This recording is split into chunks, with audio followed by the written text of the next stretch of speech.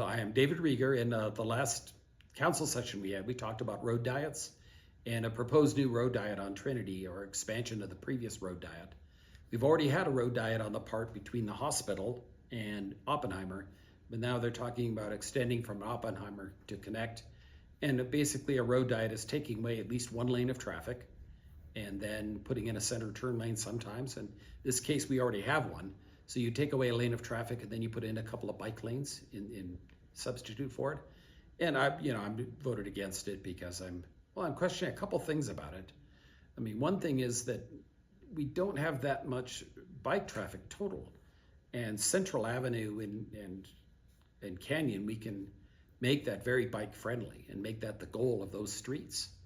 They're also make them pedestrian friendly, and then basically use Trinity as kind of a throughway. And so I always wish we wouldn't even have the previous road diet. Now, I was not able to vote against that one because it happened before I was in office. That's actually about more than 4 years ago.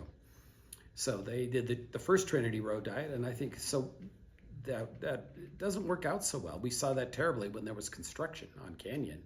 Then we had terrible traffic backups. And we have to think about other conditions too, car accidents and blizzards and emergency evacuations, other things where we use all of the lanes we have, and we shouldn't really be getting rid of them. And we sure saw that when we had the construction on Canyon Road and blocked that off, and we had huge traffic jams going all the way back up Diamond. It was very difficult to get around the county. So I think that initial road diet really hurt us on occasions like that. In terms of, I'm a bicyclist, I like bicycles. I think we should, have one street designated to be bike and pedestrian friendly, which would be Central and Canyon. And then we should have Trinity designated as a through path. It's really for buses and cars, because you still have the problem when you have bike lanes. If you ever drive down Cerrillos, for example, the bike lane, nobody really uses it because it's zigzagging through all the bus and right turn traffic. And the buses pull out and then pull back in. And so when the buses are pulled over, that's actually a blind spot where nobody can even see the bicycles, if there were any. But you really don't see many people using it because I think it's just too dangerous to be crossing all the right turn traffic and crossing all the bus traffic. And so that's why we should have one street that's friendly for that, where the bikes and the buses are not crossing each other's lanes. And then we have another street that's just designed to make a bicycle-friendly area with really good barriers and really good markings so that you're actually on the bike and somewhat safe.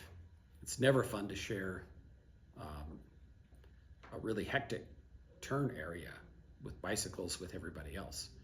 I don't think people will really use it much and want it much. So I wish we hadn't voted for it, but we'll see what happens when it comes back. There'll probably have to be another contract vote, but it looks like it has a lot of momentum. With a 5-2 vote, it'll probably still be around. It might take a while to do it, but it's unfortunate.